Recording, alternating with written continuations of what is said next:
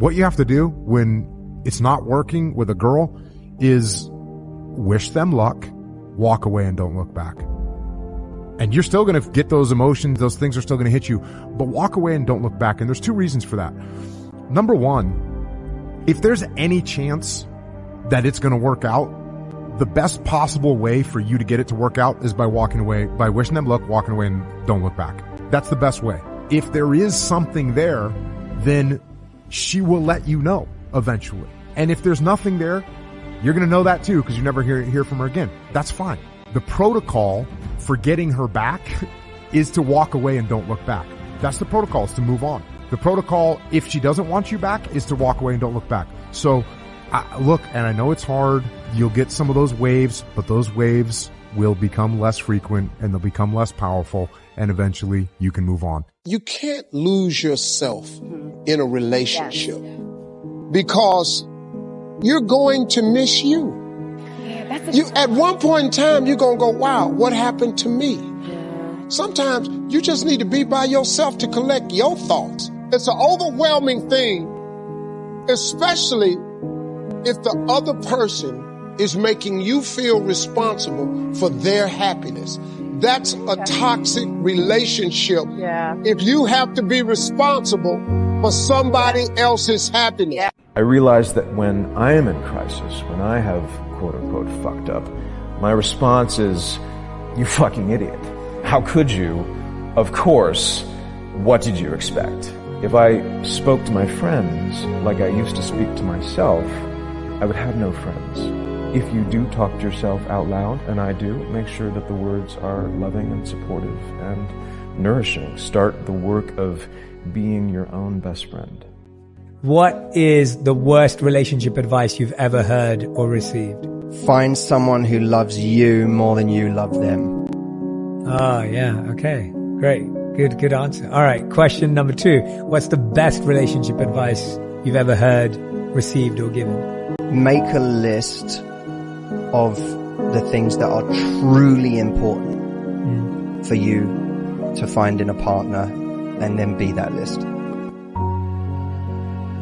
If you're in a relationship with a guy and you're talking about a problem you might have, men by nature, the one thing we are, we fixers. See, when we talking to our wife, our woman, and she tell us a problem, we try to provide a solution right now. You know why we want a solution? So we can quit talking about it. Yeah. Because we know tomorrow's going to be some more stuff. So let me just provide a solution for the problem so we can move on. Here's when you know you have nothing.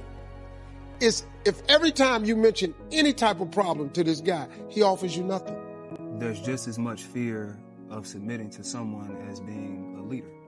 A part of us being in survival mode is that you can't show weakness. That's every animal. When every animal is in survival mode, you have to hide your weaknesses. It's about getting through the next moment. What we've been through as black people in this country, we still very much in survival mode. It's harder for you to think long term. So now I got to leave my survival, not my love, not my happiness, not my survival, up to this individual, or I gotta lead another individual. And a lot of us haven't reached a place in our own relationship, like with self, to where we healed enough to realize, oh my God, that's good. I'm capable of this. This person does trust me. It's not about survival anymore. We passed that, we actually building something here. So I think we definitely, as black people specifically, have to give ourselves grace. We have one of the most unhealthy relationships with leadership that you could point at.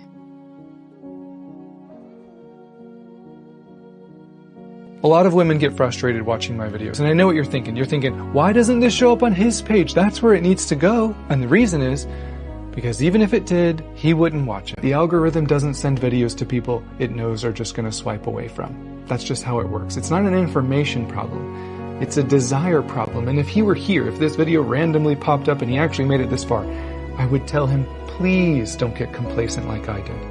Please prioritize the health and the growth and the depth of your relationship. Don't let busyness or work or emotional ignorance slowly wreck your marriage, because it will. Stop disregarding the distance and the disconnection that she's been hinting at for a long time, and stop fighting. You think all couples fight, right? You're wrong. The way you fight still matters.